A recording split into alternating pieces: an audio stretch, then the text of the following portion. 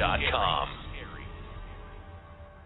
We got a special guest on today, Joseph Dolezal from the Pyramid Center in California. But I've recently just come in contact with Joe through a friend of mine, and I found he has quite a bit of knowledge on quite a bit of subjects. I think tonight we're going to focus on magic, rituals, and a few other things on what's going on in the world today. But I'd also like to get a few words in from him on the Pyramid Center, and we'll talk that he's working on right now. We'll talk about that in a little bit, I'm sure. But, well, Steve, I'm going to let you take it away because you guys probably have a lot more in common than I do as far as this whole magic thing and stuff like that, and a lot more knowledge. And I'm going to let you take it away and start the conversation. Well, Mr. Dolezal, let's talk about your take on pyramidal energy and and the real energy behind. People have this mental image of pyramids or tombs. Here's my mic. Pyramids are tombs, like in ancient Egypt, and they were for this, and this is how things were, and then maybe some other people that are 40 or 50 or whatever, they remember that there was kind of a pyramid movement in the 70s where, everybody was into pyramid power and it was all very faddish, and all that. But I think that elements of all of those things are probably still kicking around within the ethos of it, but there's more to it than that, isn't there, Joe? Well, there's a lot more to it than I could even cover in many hours, because it seems it's one of those subjects that the more you dig deeper, the deeper the rabbit holes goes, and the crazier it gets, really, the farther you go down. One of the things that I discovered very early on when I was researching pyramid powers is that in point in fact, there's never actually been a pharaoh or a king discovered in any pyramids. There's never been. It's all been discovered in the Valley of the Kings, about 60 to 80 miles south of where the majority of the pyramids are near the Nile. A lot of the sarcophaguses, or what they call the sarcophagi, it's just a speculative theory that they were attributed to certain pharaohs or certain kings.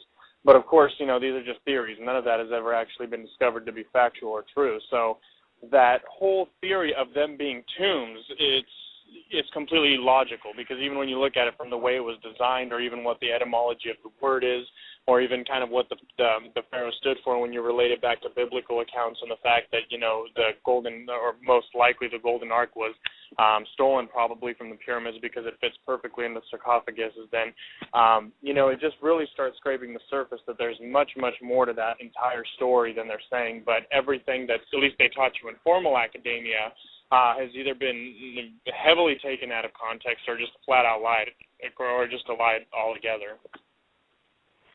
Well, I've heard that the pyramids actually were power plants. I've heard this, that the reason there's no capstone on the pyramids is because they took off the device that used to be on the top that actually drew power down, and there's a reason that at least the Egyptian pyramids all line up with, I believe it's Osiris. Is that true? Yeah, the Orion's belt they all line up with. Orion's belt, that's right, Orion's belt. Right. And that was, Chris Dunn actually did a lot of research, and that was pretty much his theory that he released out to the public. And it's a pretty interesting theory. I don't know if I agree with it 100%. I mean, it definitely was used for something energy-based or concentrating and allocating energy. I'll agree with it 100% there. But there's a lot of elements to the modern pyramids that people always forget to take into account. I don't know how much you guys know about it, but for example, all of the pyramids, back then, when we refer to it about 1,000 or at least 2,000 years ago, they were entirely covered with polished limestone. They're not the open pink granite that they are today, but they were covered in limestone.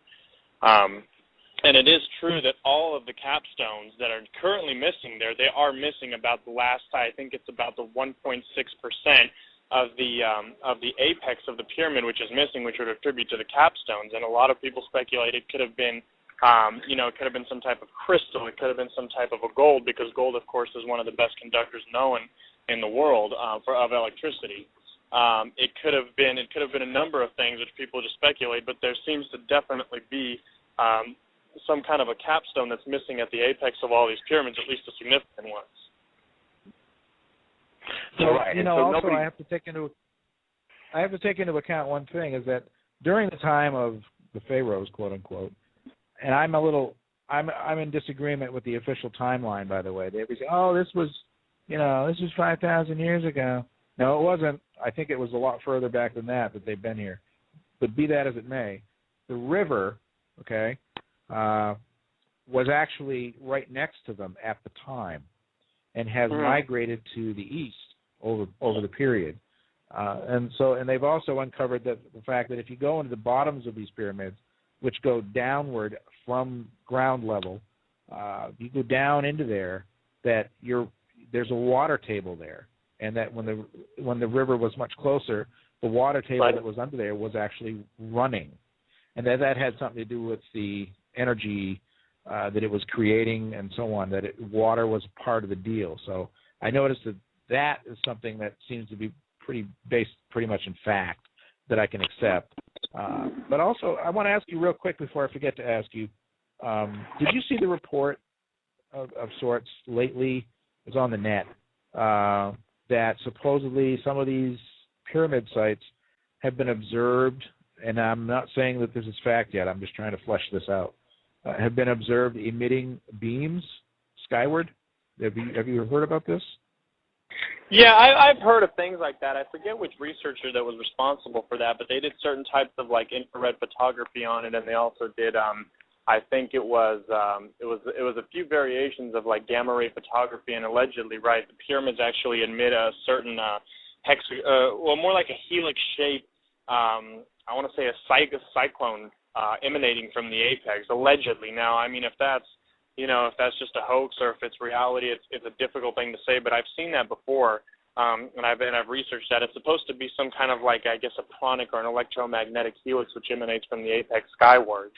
And it's a very, very light dominated type of energy that goes skyward. And I mean, again, it's difficult to say if that wasn't if it wasn't run on an experiment or not. But I've read about it before. Yeah. I had a question. A lot of people don't realize, everybody focuses on the Egyptian pyramids and the Mayan pyramids. Most people don't realize there are pyramids.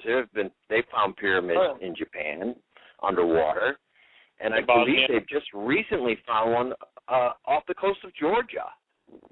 Yeah, they found one right by the Bermuda Triangle and some massive pyramid right off the coast of Georgia, correct?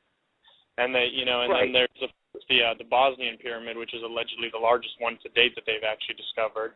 And then there's the Japanese pyramids, which when they did the carbon dating off the coast of Japan, they've been submerged. And I mean, that's been all over the net. That was pretty hot about 2-3 years ago. They carbon dated the pyramids back to at least 10 to 12,000 years old, which goes back a little bit earlier what you were saying. I think there were two phases of what we consider ancient Egypt. I think there was the relatively modern phase, which dates back to 3,000, 4,000, 5,000 years ago, and that's the one that most people attribute to quote-unquote ancient Egyptian. And then I think there was a much older one, which is what you were talking about, including the Sphinx and the 3 larger pyramids, which I personally think dates back to not this time epoch, but another probably, somewhere in the order of even older than 12,000 years, maybe up to 25,000 years ago. Right. Yeah, I'm in line with that as well. The thing that interests me about these pyramids is they were built to last. I mean, those pyramids in Egypt were built specifically to stand the test of time to last. And I'm wondering if there's any significance to that, and what part they're going to play in whatever is going on with what we're experiencing now. I mean, we don't know. Maybe, who knows what? I mean, do you have any insight into that? My theory about the pyramids is it's essentially was supposed to be a multifarious emblem of truth, for one, because as the name indicates, pyramid, which is fire in the middle, and I'll get to that in a little bit because this is kind of where a lot of the Masonic, attributions to the pyramid came from. But even the fact that it represents a trinity, which is essentially the first physical structure that comes into existence, which is now we're talking a little bit more about like Gnosticism, kind of like high magic. A lot of the Kabbalistic Doctrines attribute, essentially the Trinity or the triangle as the first essential element which comes into physical existence out of the other side, as they call it. And to me, I feel that it was supposed to be essentially a symbol of truth. It was supposed to essentially be the apex of humanly civilization, if you will, or the structure, because essentially it signifies the apex, which is the point singularity between this side and that side. And by that side, I mean the unmanifest, if you will. I guess the other side where before creation, before existence. This is a subject that we could really talk about a lot more in detail, but I'll just go over it briefly.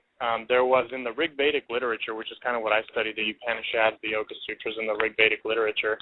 They talk about a lot of things, which ironically bring to point a lot of the more biblical lore into existence, and kind of like it kind of elucidates where that stuff comes from. One of the things that they talk about, and this is the reason that Christianity worships the sun, as they say, is not necessarily because the sun is it's supposed to be more of a spiritual emblem, because the sun is essentially an orb which gives life to everything. Everybody knows that. But what's inside the sun is a mystery, and they speculate that it's just like a black nothingness, a type of plasma, if you will. It's something a little bit more subtler than even the electromagnetic force. But beyond that, they believed that it was a nexus to the other side, the spirit world, or, where the gods came from. And this is essentially why they always worshipped or venerated the sun, because the sun was supposed to be essentially that balanced nexus between this world and that world, if you will. So what that has to do with pyramids is because the pyramid is essentially a different physical expression of the sun. Why? Because the pinnacle or the capstone was supposed to represent that apex between this world, the physical world, and the spirit world, or the other side. And that's that essentially whatever capstone that you use would essentially attribute to how you would communicate with this other side. So when you would invert or choose different capstones, you would essentially get different responses from the other side, and it would either concentrate and allocate certain forces or energies, whatever you would want, essentially. That would depend on if you were using gold, if you were using silver, platinum, crystal, metals. And essentially what it was is the pyramid itself was actually a symbol of this generative force, the generative entity of the physical cosmos, because it was really a point singularity, or that nexus between this world and that world. Wow, interesting. And what are the differences? I mean, we can see the physical differences between the Egyptian pyramids and the Mayan pyramids. I mean, I believe the Mayan pyramids are 9 levels, right? And yeah, well, they're pyramids. The apex, right? What's that? I said there were 10 levels. Like Chichen Itza's 10 levels at the top, but otherwise it has 9 steps and then a pinnacle, right? Right, 9 steps. And what are the Egyptian pyramids? Is it 12 and then 13 is the top? Is that how it works? Those vary greatly, and because of the stones, the stones are a lot more. It's a lot more than 13. So I mean, they vary greatly, but I don't think those necessarily base themselves off of the zodiacal constellations like some other things might. Because of course you have 12 constellations, and then the sun, which attributes to the 13th, and that's why like in the Sistine Chapel, you essentially have the 12 saints or disciples, and then Jesus in the middle. But the pyramids themselves they variegate heavily. And don't forget that again, the Egyptian pyramids, at least the 3 major pyramids, they were entirely covered in polished limestone up until about 1,200 years ago, when the Arabs started using the limestone for their temples. Oh, great. Destroy a sacred monument for their own people. Right. Now the pyramids are even mentioned in the Bible, aren't they? They are, yeah. Didn't Jesus go into the pyramid and get the Word of God? I don't remember quite the whole story, and then stuck it in his leg or something like that to smuggle it out. Well, there's a number of stories from the Bible in regards to the pyramids, and the truth is you have to remember that essentially what we understand as the New Old Testament, it really has its originations around 300 AD, with the Council of Nicaea, and they started compositing a lot of this literature. If the birth and life of Jesus Christ is legitimate, then a lot of these scriptures essentially started taking place 300 years after his life. That's like you trying to write an autobiography on Benjamin Franklin. A lot of things are going to be skewed. Right. But even prior to that, Herodotus and Plato himself, Aristotle himself, mentioned in a lot of their literature that the pyramids were extremely old even in those times. They even said they have no idea where it came from. Albert Pike in Morals and Dogma even says they have no idea they just know that they're thousands of years old, and that's about it. They don't know much about it because they were pretty much decrepit and abandoned. Even in the, we're talking even 2,000, 2,500 years ago, they were already abandoned. So when we reference a lot of biblical literature with the pyramids, to me it's allegorical because, again, the Bible is super inundated with truths, but they're entirely an allegory. So if you take it verbatim for what they're saying, I think you're going to miss the point. I think you'll probably completely misread what they're actually trying to say or the message that they're trying to say. So when he talks about the pyramid, when Jesus, for example, talks about the pyramid, I think personally there's something about more of a historical account that, for example, when Joseph was a slave and when he tried to liberate the Hebrew slaves or the Israelites rather out of the Egyptian slavery, then I personally think, this is just my opinion, that they knew the Ark of the Covenant and they stole the Ark of the Covenant out of it, and that's essentially what gave them the power that they have today, because it's not even literature. When Moses came down from Mount Sinai with the tablets, which is essentially the two tablets for the Apostolic Tree of Life, because you essentially have the prophets or the 10 laws, the two tablets representing the positive and the passive and the active. So a lot of this is basically Egyptian lore, which has been heavily degenerated and then rewritten to favor, I guess, what we can consider today as the Hebrews or the Jews, which then later became Christians in some sects. Right. So and now let's fast forward a little bit. In modern times, what are the pyramids and the Masonic and all the rituals and magic that we're talking about? I mean, how is that tying in today? What is the pyramid energies and how are they being used today? Well, with the Masonic literature, there's two essentially accepted branches of Masonry. There's the Scottish Rite Masonry, which allegedly dates back to the time of the ancient Egyptians, so we're talking 3,000, 4,000, 5,000 years ago. That's where their roots initially originated from. And then there's, of course, the English Masonry, which has its roots in 1717. With the pyramid itself, again, when you see, like, for example, the compass and I don't know, I don't know, this might be going over something that some of your audience already may know, but I'll go over it anyways. When they see essentially the compass and the square, that's essentially a representation of the celestial or the divine interlacing in conjunction with the terrestrial sphere. And so it's supposed to be a type of unison that's happening between the celestial sphere and this side. And that's where they get the motto, as above, so below. And then the G in the middle is an acronym for generation. Many people think it's geometry, some think it's God. It really represents generation, and it represents the generation of the universal element that just keeps pumping out new stuff all the time, which is the way of God, as they say. Now, how that ties in to pyramids with Masonry and then magic, which we'll get into a little bit later, is, again, like I was describing, that the pyramid is essentially, it's a very symbolic structure. Granted, it has certain physical properties, but it's a very symbolic structure because the apex of it is a type of point singularity. And when it goes down into the four walls of the pyramid, then those four walls are supposed to represent the four seasons or the four elements of the earth, or the four phases of the earth, which is where we get, like spring, summer, fall, winter, for example. That's actually where that represents. It's essentially the four elemental structures that support the entire universe. And then that comes, of course, from the pinnacle and the apex, which allocates itself down evenly onto the terrestrial field. So what that's supposed to represent is the balance or the equilibrium in all things. The word pyramid, why I was mentioning earlier the generative force, or why Masons have G in the middle, the generation, is because that's exactly what the word pyramid means. Pyramid is pyra-mid in the middle. Pyra and pyro is essentially an interchangeable verb or adjective, rather, from the Greek language meaning fire, of course, pyro, fire. So the word pyramid means fire in the middle. That's what it actually means, which is exactly what you have, essentially, that generated fire that the Masons now call, designate with a G in the middle of the compass, which represents the celestial, and then the square, which represents the terrestrial at the bottom, and the G in the middle. So, wow. So that's essentially where all that comes from. It really is saying the same exact thing. It's just a little bit different. Now what this has all to do with magic is something slightly more different, but it really goes back to, and this goes more into a little bit of yoga, so I'll just tap on it a little bit, but What it essentially has to do with is, magic. The word magic actually means magnetism. It's where the word magnetism comes from. And I kind of did a brief lecture on this when I talked about the Upanishads and magic. Remember when it's one of the lectures that I believe Steve saw, and I was essentially describing what the essence of magic is, because I've been reading a lot of the yogic Upanishads and the yogic scriptures, and they essentially elucidate on it. And it's exactly what the Masons themselves say, and it's essentially even what a lot of the Kabbalistic scriptures say. It's a lot more allegorical and builded, but they're all saying the same thing.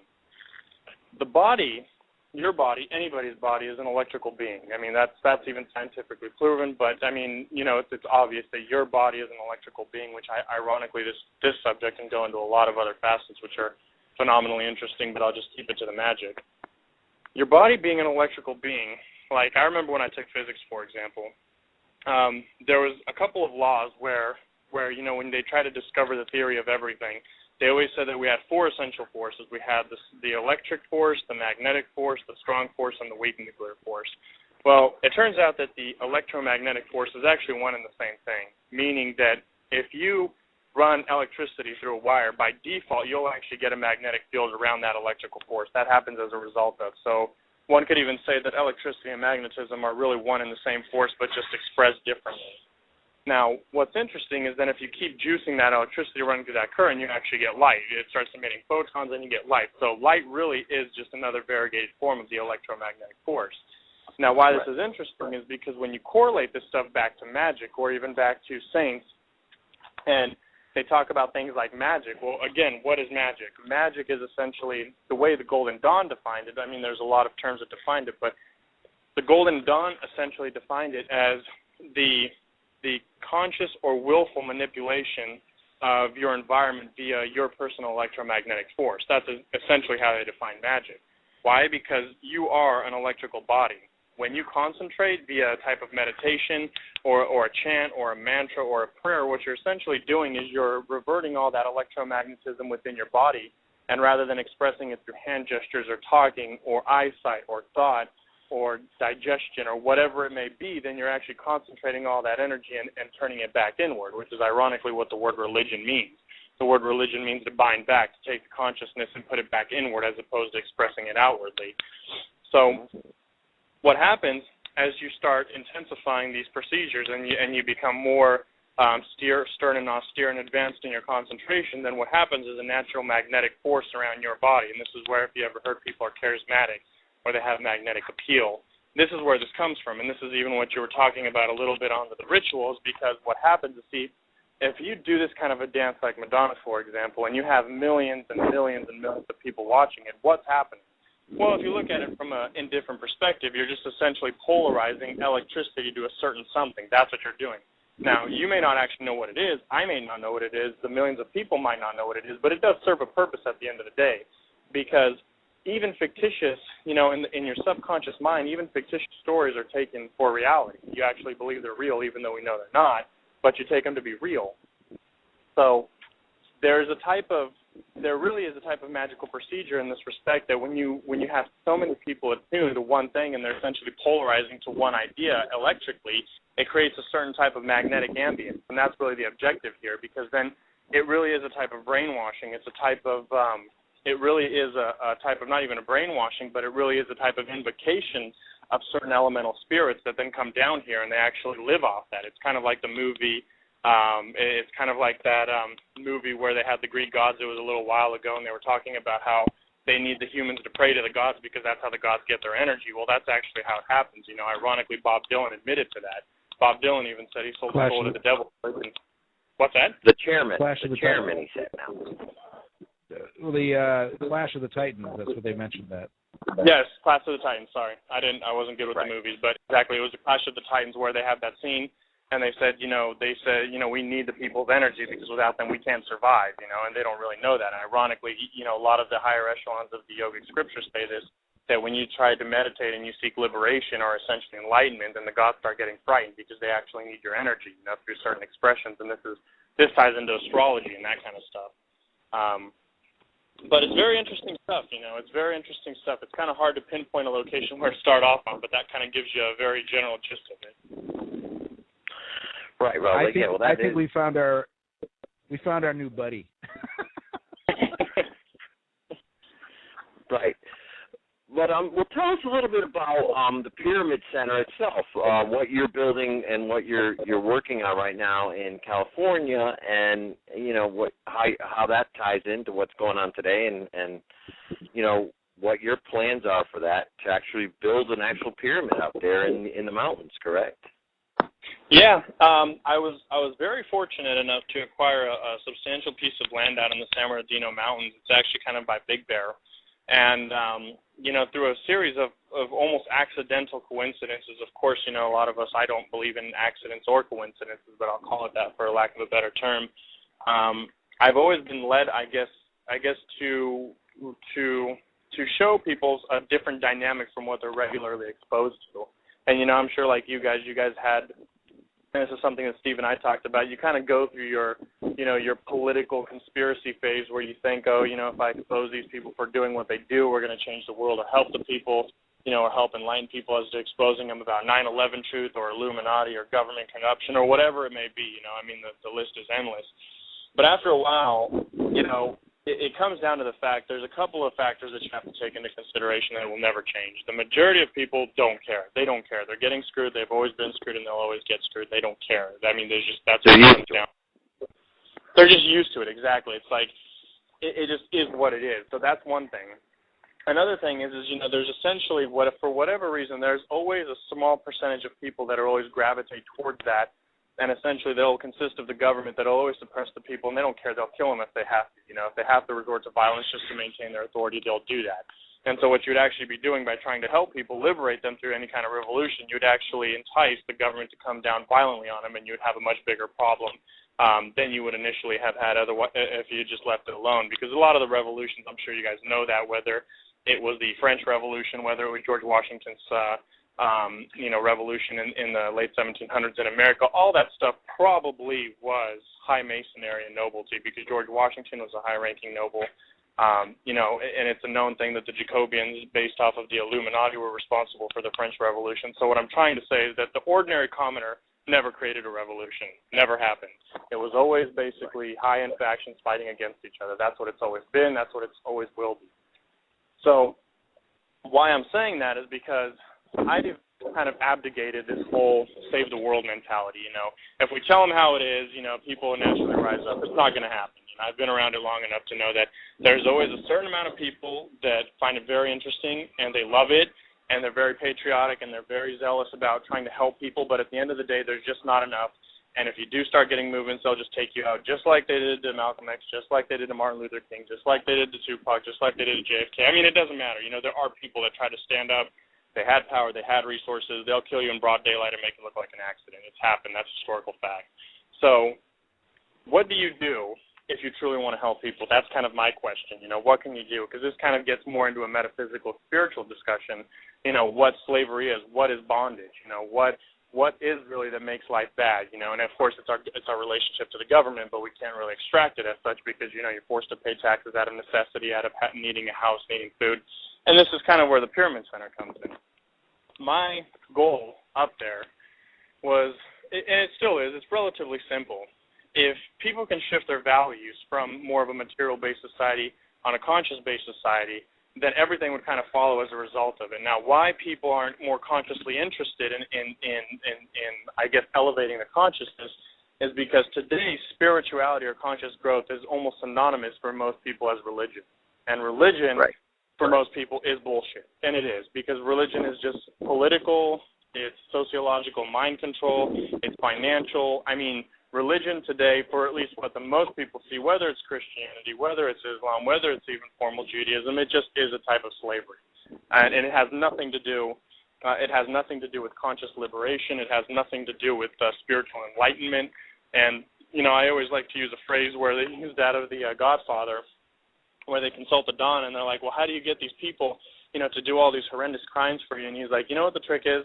He's like, you give them a little bit more than the average person would otherwise have, but you never give them enough to actually break away from you, break away free. And that's kind of what I feel that the religions do to people. They give them a little bit in terms of like prayer and meditation. So sometimes a miracle happens. Sometimes you get some kind of enlightenment. Sometimes something nice happens where you think, oh, God likes me, or Jesus likes me, or Allah likes me. But they never will ever give you enough to actually liberate you from their sect, or rather even, from the bodily phenomena or the phenomenal world. And that's really the tragedy. And I think a lot of people know that intuitively, and that's why so many people are turned off by religion, because it's not so much that they don't want spiritual salvation. It's just that if your option is basically dogmatic cultism, which you find in the major religions, then it's like, well, you're better off just watching football,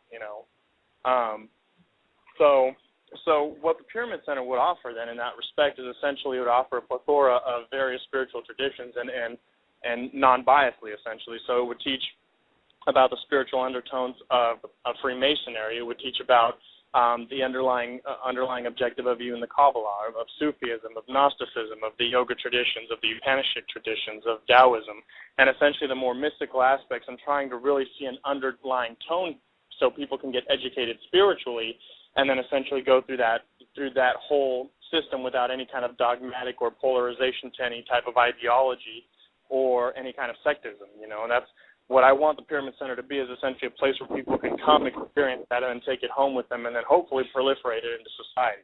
That's the idea. Right. And are you looking at it as sort of a spiritual retreat type of place where people would go for a certain period of time, and study like a mystery school? You'd live there for a while, and then, like you said, bring that knowledge back down to society and try and teach to other people. Exactly. And the reason it's hard to corroborate with what it would be is because nothing like it really exists today, and it hasn't for a long time. What I tell people is it's essentially a type of revamping of what ancient Alexandria was. That's what it is. It's a type of spiritual, intellectual nexus where people, any background, can come if they want to hang out for a day, a week, a month, or if they want to live up there as permanent residences. And, of course, they would have to exchange some type of service that would behoove the center itself. But that's the idea, is that people would essentially come up there for a type of philosophical, metaphysical, spiritual, conscious awakening. And then, if they wanted to leave the next day or just never come back, that's fine. Or if they wanted to become permanent residents and contribute to the cause full and full, that's fine too. But the idea is to introduce spirituality on the full gamut of things, and not just necessarily one sectism, not Gnosticism, not necessarily some kind of mystic, magical, sinister Kabbalah, or as it were, because there's a lot of truth to it, but then exactly it's how you take it out of context, and I said this on one of my videos, that essentially magic is not the highest spirituality. It's a very high spirituality, but it's not the highest source of spirituality. So is this a 503c type of thing? Yeah, I have 503 status on it. I've had nonprofit, I believe, since 2006, if I remember off the top of my head. And I actually got the tax exemption. I'm applied for the actual tax exemption itself. 501c3 and tax exemption status are two different things. So, yeah, I applied for that, and I should actually hear back from them relatively soon. But, yeah, it's fully nonprofit, yeah. Are you how far along are you? Go ahead. What was that? How far along are you with it before it opens? Or? Well, what I have currently out there, your guests or audience could actually see on the pyramidcenter.org. I did a little promo video. What I have, because there was nothing up there. When I say it's out in the middle of nowhere in the mountains, it's literally that. I bought some bulldozers, backhoes, made some roads. I put some gates up. I have one prototype bungalow up, which is essentially like the living situation that the residents or guests would come up there and stay at. I have 1K solar panel running to that. It's all 112 volts, so it's a very modern and very nicely done living quarters up there. And currently right now, hopefully I should have a full running water system in there in about 2 weeks, because right now we're hauling water up, which is a little bit of an inconvenience, but it's not unmanageable, so I should have a steady flow of water coming up there in about 2 weeks. Other than that, I have all the plateaus ready to be built on, because remember, again, there was nothing out there. When I say it's out in the middle of nowhere, it is out in the middle of nowhere. Which is a good thing.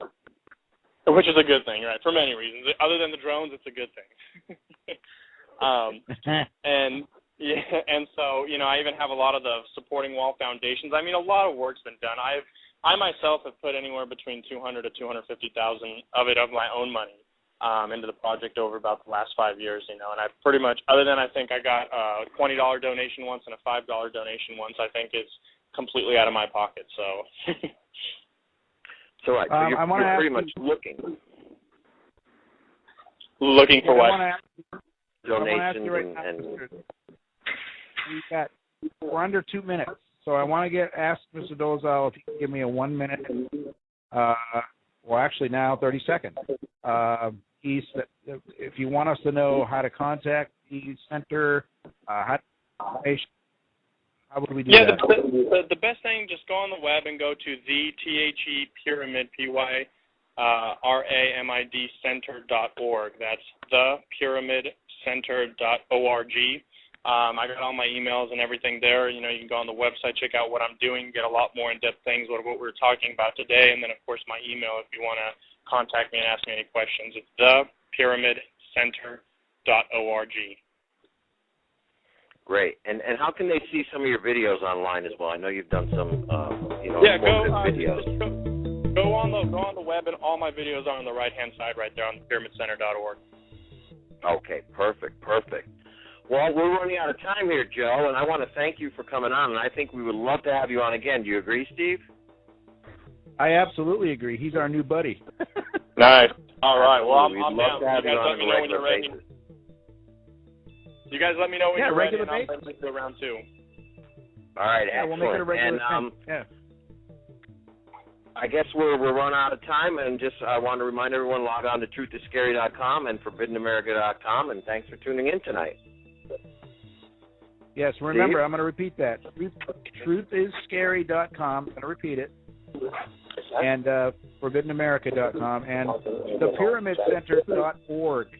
Make sure you go visit that. And we're going to have Joe back on, I think, somewhat regularly.